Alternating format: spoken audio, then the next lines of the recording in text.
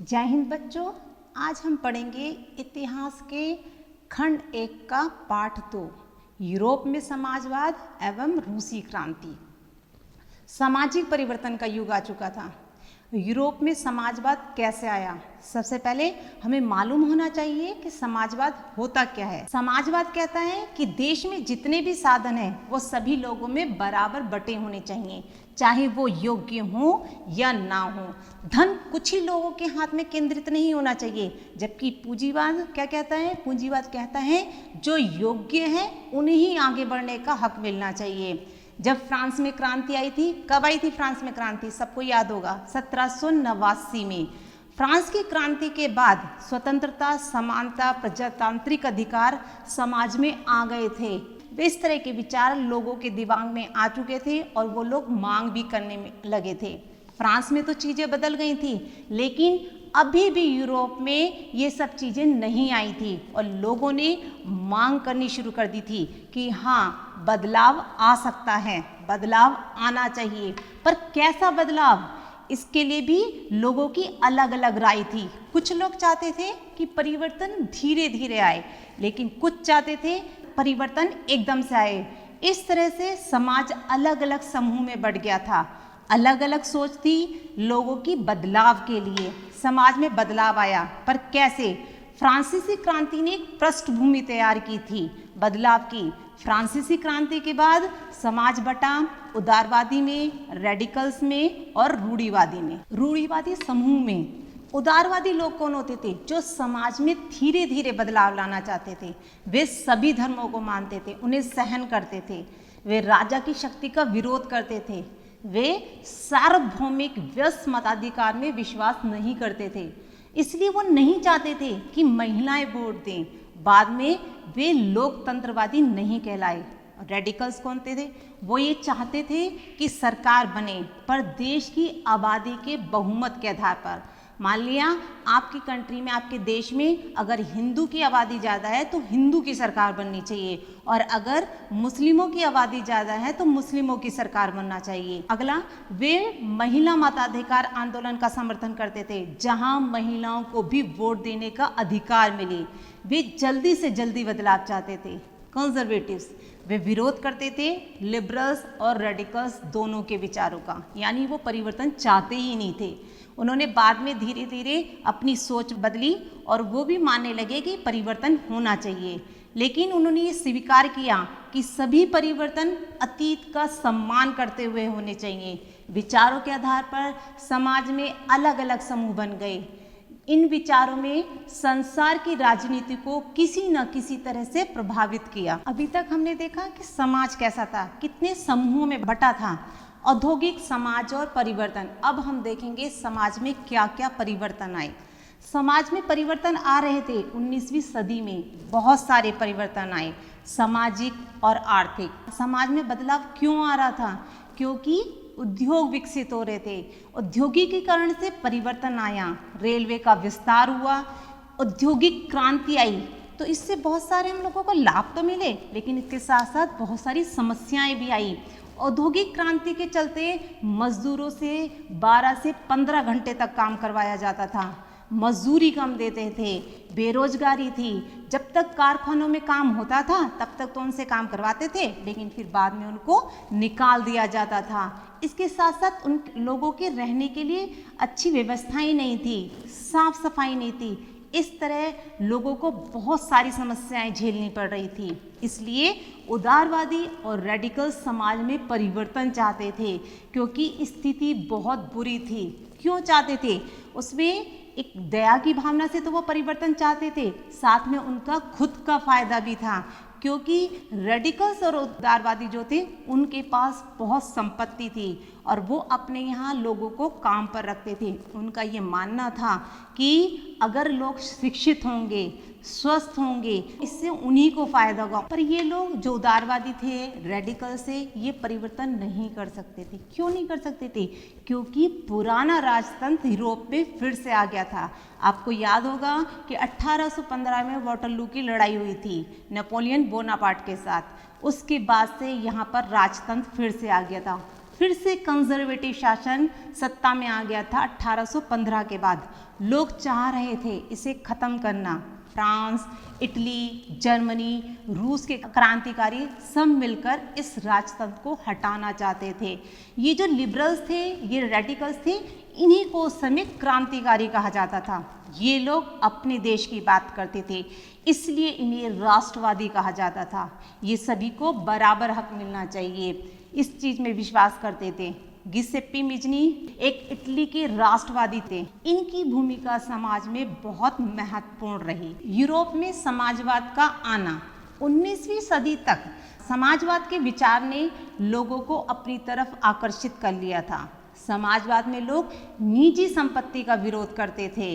वो मानते थे कि निजी संपत्ति सभी समस्याओं की जड़ है। ऐसा वो इसलिए मानते थे कि निजी संपत्ति कुछ लोगों के हाथ में ही होती थी। ये लोग बाकी लोगों को काम तो देते थे, लेकिन मुनाफा इन लोगों का ही रहता था। ये उन लोगों का शोषण करते थे।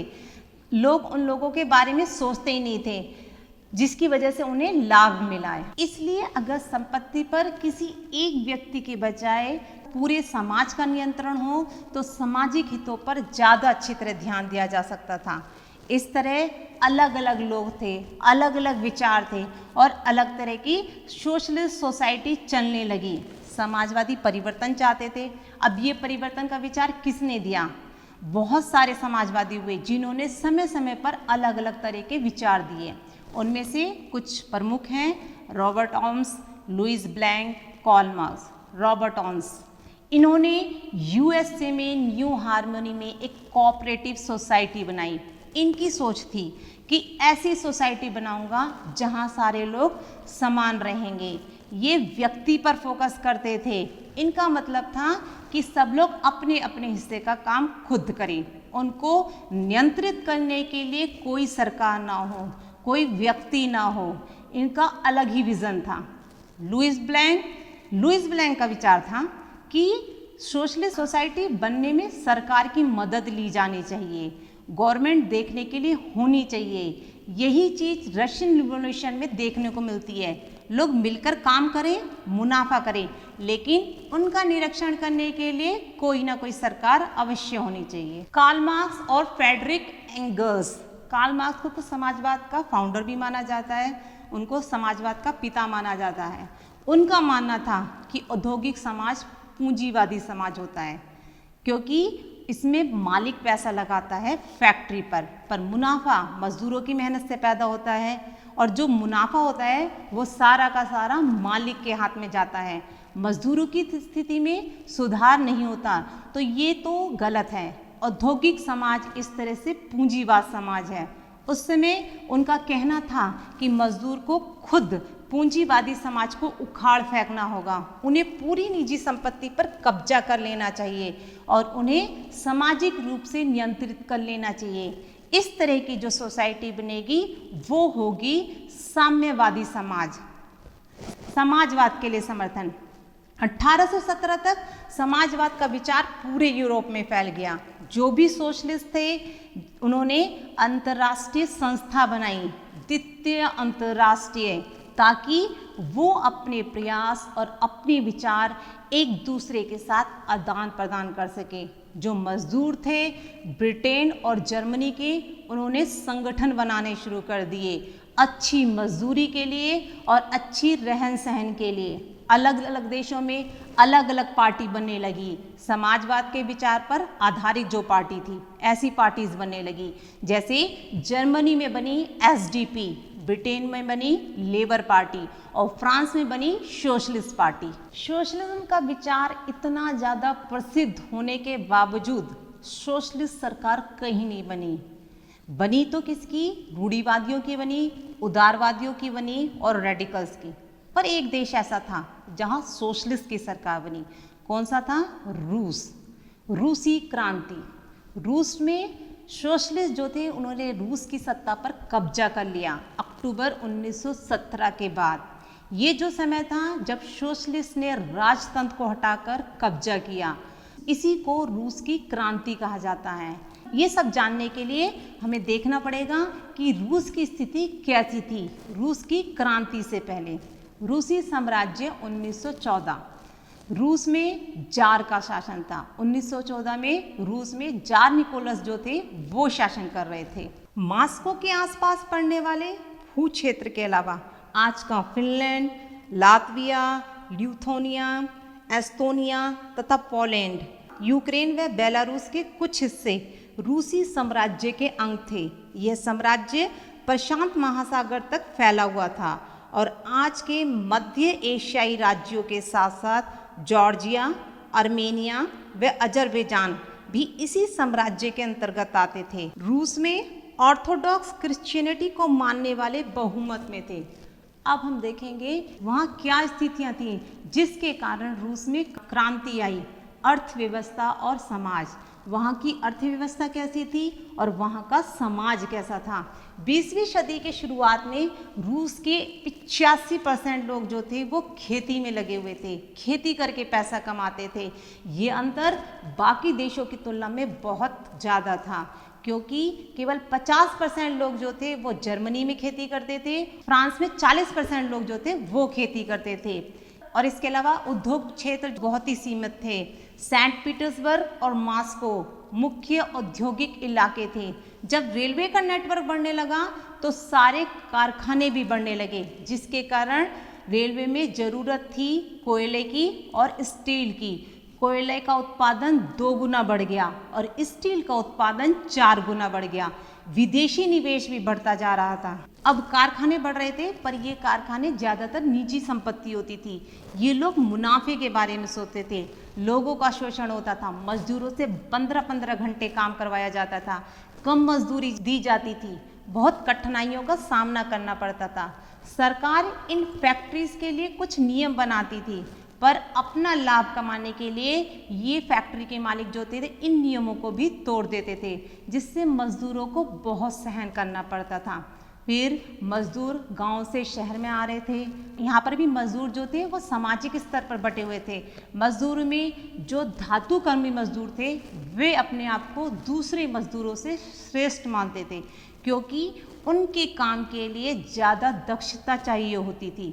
1914 तक फैक्ट्री में 31% तक महिलाएं काम करती थी पर उनकी कमाई थी पुरुषों की मजदूरी से आधी या 3/4 होती थी। इतना डिवीज़न होते हुए भी मजदूर अगर मालिकों की बात से सहमत होते थे या मालिक मजदूरों को निकाल देते थे तो सारे मजदूर एक साथ खड़े हो जाते थे और हड़ताल कर देते थे, काम रोक देते थे। ये तो थी रूस में शहरों की स्थिति। अब देखते हैं रूस में गांव की स्थिति कैसी थी। गांव में ज़्यादातर ज़मीन पर किसान खेती करते थे, लेकिन ज़मीन पर कब्जा किसका होता था? राजाओं का, ऑर्थोडॉक्स चर्च का, सामंतों का, इन लोगों का कब्जा होता था। गांव में भी किसान बटे हुए थे। कुछ किसान अपनी ज़मीन पर काम करते थे, कुछ दूसरों की ज़मीन पर मजदूर बनकर काम करते थे। यहाँ के किसान नवाबों और सामंतों का बिल्कुल सम्मान नहीं करते थे। रूस के किसान चाहते थे कि राजाओं से, नवाबों से जो ज़मीन है वो छीनकर किसानों में बांट दी जानी चाहिए। कई बार तो ये लोग लगान भी नहीं देते थे। यहाँ के किसान जो थे लगान ही नहीं देते थे और ज़मींदारों की हत्या भी कर देते थे। रूसी किसान यूरोप के किसानों से अलग थे। रूसी किसान सारी ज़मीन को एक साथ मिला लेते थे, मिलाकर कम्यून बनाते थे। कम्यून क्या है? एक तरह का सिस्टम है जिसे रशियन लैंग्वेज में कम्यून कहा जाता है। फिर कम्यून प्रत्येक परिवार के हिसाब से कि परिवार में कितने मेंबर्स हैं उसके हिसाब से किसानों की ज़मीन को किसानों में बांट देते थे। अब हम देखते हैं कि रूस में समाजवाद, रूस की सामाजिक और आर्थिक स्थिति कैसी थी। रूस की सामाजिक और आर्थिक स्थिति रूस में समाजवाद को सपोर्ट कर रही थी। हम देखते हैं कि समाजवाद का रूस में कैसे विस्तार होता है। 1914 से पहले रूस में सारी राजनीतिक पार्टियां गैर कानूनी थी। राजनीतिक पार्टी बनाना वहां मना था। क्यों?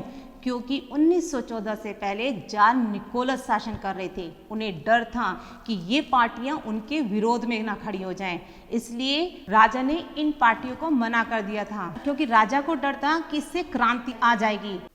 1898 में Russian social democratic workers party बन गई थी। डर के कारण ये पार्टी गैर कानूनी तरीके से काम करती थी। ये पार्टी मजदूरों को संगठित करती थी, हड़ताल आदि कार्यक्रम आयोजित करती थी।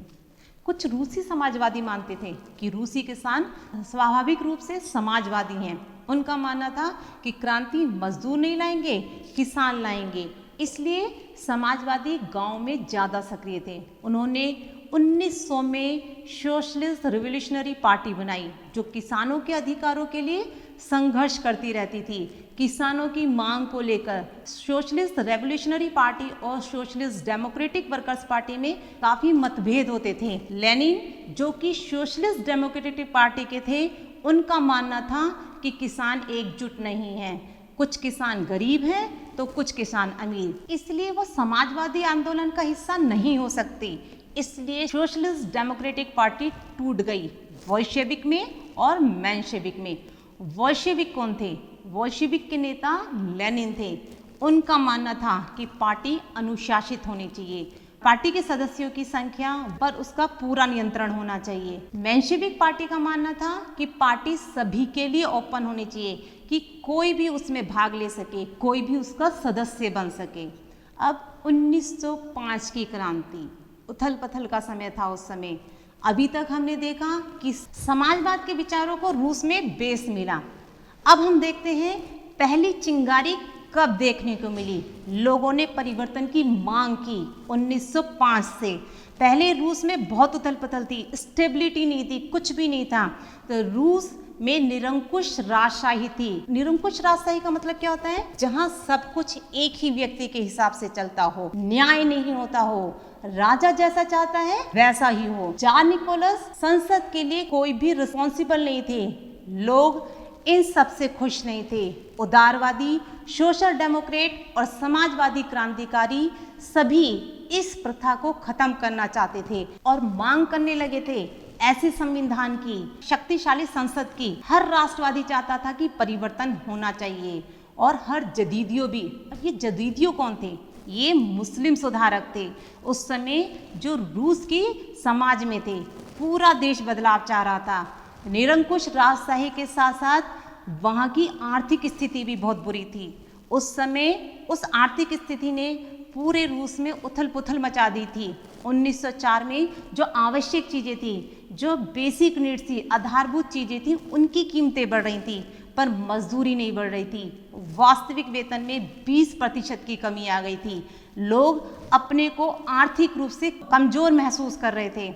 इस समय मजदूर संगठन जो थे वो बढ़ रहे थे, उसमें मजदूरों की सदस्यता बढ़ रही थी, उनकी पावर भी बढ़ रही थी और वो लोग मजबूत हो रहे थे। एक दिन assembly of Russian workers party के 4 सदस्यों को प्यूतिलोव आयरन वर्क्स में से निकाल दिया गया, तो मजदूरों ने आंदोलन शुरू कर दिया। सेंट पीटर्सबर्ग में 110,000 से ज़्यादा मजदूर हड़ताल पर निकल गए। इन लोगों की मांग थी कि काम के घंटे कम कर देने चाहिए, यानी जो 15 घंटे काम करवाया जाता था उनको 8 घंटे कर देना चाहिए। वेतन में वृद्धि होनी चाहिए और कार्य स्थितियों में सुधार होना चाहिए। लोग अलग अलग तरीके से मांग कर रहे थे। उसी समय पादरी गैपोन के नेतृत्व में मजदूरों का एक बड़ा जुलूस विंटर पैलेस पहुंच गया और राजा के सामने अपनी मांग रखी। राजा ने अपनी कौशेक और पुलिस के द्वारा मजदूरों पर हमला बोल दिया। कौशेक जो राजा की व्यक्तिगत पुलिस थी, ये लोग निहत्थे थे। जुलूस में जितने भी लोग आए थे वो सारे मजदूर निहत्थे थे। इस हमले ने 100 से ज़्यादा मजदूर जो थे मारे गए थे और 300 मजदूर घायल हो गए। इस घटना से लोग गुस्सा हो गए। ये सब 22 जनवरी 1905 को हुआ। उस दिन था रविवार, इसलिए इसे खूनी रविवार के नाम से जाना गया। खूनी रविवार को 1905 का रिवॉल्यूशन कहा गया। खूनी रविवार की घटना के बाद क्रांति ने जोर पकड़ लिया। अभी तक तो केवल मजदूर ही विरोध कर रहे थे, लेकिन अब रूस के बाकी लोग भी विरोध करने लगे। खूनी रविवार के बाद बहुत सारी घटनाएं हुई, इसलिए इन्हें 1905 की क्रांति कहा गया। पूरे देश में हड़ताल होने लगी, विश्वविद्यालय बंद हो गए। मजदूरों के अलावा सभी लोग संविधान की मांग करने लगे। 1905 की क्रांति का क्या प्रभाव पड़ा और इसके बाद क्या हुआ? 1905 की क्रांति के बाद राजा के ऊपर बहुत दबाव था। तो जार निकोलस ने एक संसद बनाने की आज़ादी दे दी। अब राजा उस संसद से विचार विमर्श करके ही काम करेगा। रूस की संसद का नाम था ड्यूमा। जैसे हमारे यहाँ संसद है उसका नाम पार्लियामेंट है, संसद है, उसी तरह से वहाँ पर उसको ड्यूमा बोला जाता है। संसद जैसे ही बनती है ड्यूमा को 75 दिन के अंदर बर्खास्त कर दिया जाता है। फिर राजा दूसरी संसद बनाते हैं, दूसरी संसद के चुनाव होते हैं, फिर 3 महीने के अंदर उसे फिर बर्खास्त कर दिया जाता है और उसके बाद फिर तीसरी ड्यूमा बनती है। इसमें ये ड्यूमा अपना कार्यकाल पूरे 5 वर्ष का पूरा करती है। इसको क्यों नहीं बर्खास्त किया गया? क्योंकि इसमें सारे राजा के ही लोग थे, सारे रूढ़िवादी राजनेता थे, जिसके कारण इसको बर्खास्त नहीं किया गया। तीसरी ड्यूमा वो राजा के विरोध में काम करते ही नहीं थे। उदारवादियों और क्रांतिकारियों को तो ड्यूमा से बाहर ही रख दिया गया था। अब पहला विश्व युद्ध और रूसी साम्राज्य 1914 में यूरोप में 2 गठबंधनों के बीच लड़ाई शुरू हो गई थी। एक तरफ जर्मनी, ऑस्ट्रिया, तुर्की, जिन्हें केंद्रीय शक्तियां कहते थे, और दूसरी तरफ फ्रांस, ब्रिटेन व रूस। क्योंकि इन देशों की पूरे संसार में कॉलोनीज होती थी, तो ये युद्ध केवल यूरोप तक ही सीमित नहीं था बल्कि यूरोप के बाहर भी था, इसलिए इसे विश्व युद्ध कहते हैं। शुरू में रूसियों ने जार का समर्थन किया था, पर जैसे जैसे जार ने ड्यूमा की जो प्रमुख पार्टियां थी उनसे सलाह लेना छोड़ दिया तो जार का समर्थन कम होने लगा। जर्मन विरोधी भावनाएं इतनी बढ़ने लगी थी कि सेंट पीटर्सबर्ग जो एक जर्मन नेम था उसका नाम बदलकर पेत्रोग्राद कर दिया। जो रानी थी जरीना अलेक्जेंडर वो जर्मन थी, और जो राजा के सलाहकार थे जो एक सन्यासी थे रासपुतीन, इन सब ने मिलकर ऑटोक्रेसी को इतना अलोकप्रिय बना दिया था कि लोग उनसे थक चुके थे। उसी समय विश्व युद्ध हो रहा था, वो पूर्वी मोर्चे पर अलग और पश्चिम मोर्चे पर अलग हो रहा था। पश्चिम की तरफ सेना खाइयों में लड़ती थी, जबकि पूर्व की तरफ सेना को बहुत चलना पड़ता था और बहुत ज़्यादा मौतें होने लगी थी। इतने लोगों के मरने और हारने की वजह से रूसी सेना हतोत्साहित भी हो रही थी। 1914 से 1917 तक रूसी सेना बुरी तरह हारी जर्मन सेना ऑस्ट्रिया सेना से। 1917 तक 70 लाख लोग मारे जा चुके थे। जब रूसी सेना पीछे हटती थी तो वो सारी इमारतों को नष्ट करती जाती थी, सारी फसलें जला देती थी, ताकि जो सेना पीछे आ रही है उन्हें वो सब चीज़ें ना मिल सके और वो आगे बढ़ने की कोशिश ना करे। इतनी फसल जलने की वजह से और इमारतों के नष्ट होने की वजह से 30 लाख लोग जो थे वो शरणार्थी की तरह रहने लगे थे। युद्ध की वजह से इंडस्ट्रीज पर बहुत प्रभाव पड़ा। वैसे ही रूस में इतनी कम इंडस्ट्रीज थी, पर जितनी आपूर्ति चाहिए थी सामान की वो भी नहीं मिल पा रही थी, क्योंकि बाल्टिक समुद्र को जर्मनी ने नियंत्रण में रखा था।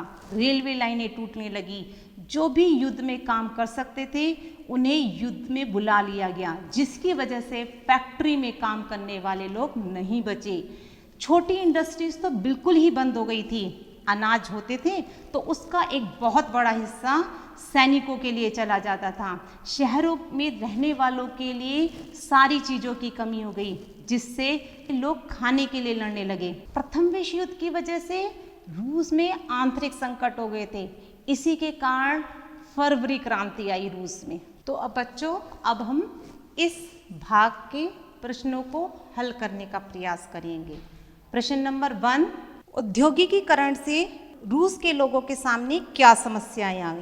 प्रश्न नंबर 2, रॉबर्ट ऑन्स के समाजवादी विचारों को समझाइए। प्रश्न नंबर 3, बोल्शेविक और मेंशेविक पार्टी की विचारधाराओं को बताइए। प्रश्न नंबर 4, ड्यूमा क्या थी। तो बच्चों, अब हम अगली कक्षा में पढ़ेंगे पेत्रोग्राद में फरवरी क्रांति। धन्यवाद।